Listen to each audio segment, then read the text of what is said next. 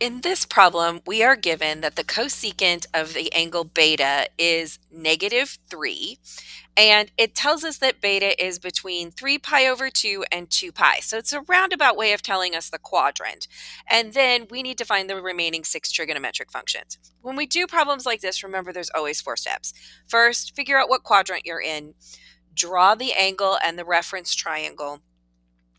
Make sure you're checking your pluses and minuses on your sides, and then answer the question.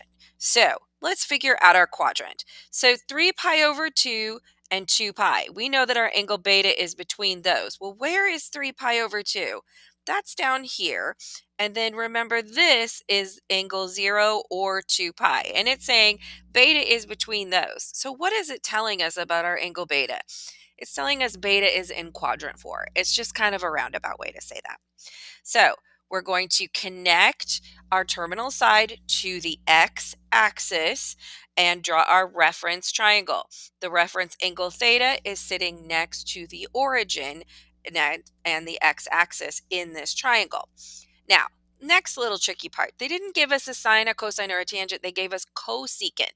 Cosecant of beta is 3. And remember, we can turn any number into a fraction by putting it over 1. Cosecant's a little bit tricky to work with, so I always like to turn it into the thing that I find easier. What is cosecant the reciprocal of? Well, cosecant is the reciprocal of sine. So the sine of beta is going to be the upside down or reciprocal or -1/3. What does that tell me about the angle? Think SOHCAHTOA. So is opposite over hypotenuse, correct? So when we look at our theta, we know the opposite is going to be a 1. The hypotenuse is going to be a 3. And then we can use Pythagorean theorem to find the adjacent side.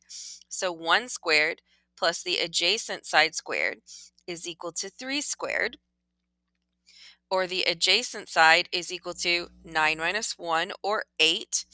So a is going to be the square root of 8, and remember that does simplify to 2 square root of 2. So our adjacent side will be 2 square root of 2. Now we need to check our pluses and minuses. Are any of these going in a negative direction? Well, 2 square root of 2 is going on the positive x-axis, but 1 is going down, which is a negative y direction, so we need to put that negative on the 1. That's where we got the negative for sine of beta is -1/3. Now we can find the remaining of our trigonometric functions using SOHCAHTOA and reciprocals. So adjacent over hypotenuse, that's 2 square root of 2 over 3. Tangent, that's TOA, -1 over 2 square root of 2, and we do need to rationalize and watch this one. That means that we'll get a square root of 2 on the top, and then a 2 times a 2 on the bottom. Where did the second 2 come from? That came from that square root of 2 squared, and then the first 2 is this first 2 right here. So let's be a little careful about that. And then what do we get when we clean this up? Well, that's going to be square root of 2 over 4. That was a little bit tricky, wasn't it? Let's now look at our reciprocals. So if we're looking at cosecant of beta, all we have to do is flip over the sign, which, oh gosh, didn't we already get that? That was the one that they gave us. So that's -3. Okay, there's the easy one. What is the secant of beta?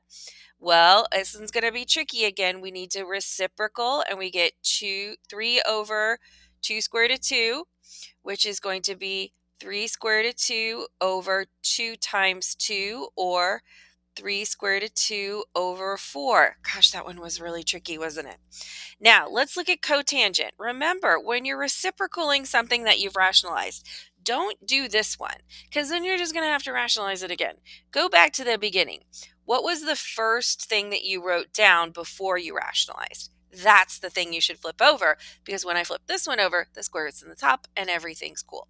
So we're going to flip this over, and we get -2 square root of 2 over 1, or just -2 square root of 2. So here are my 6 trigonometric functions of the angle theta.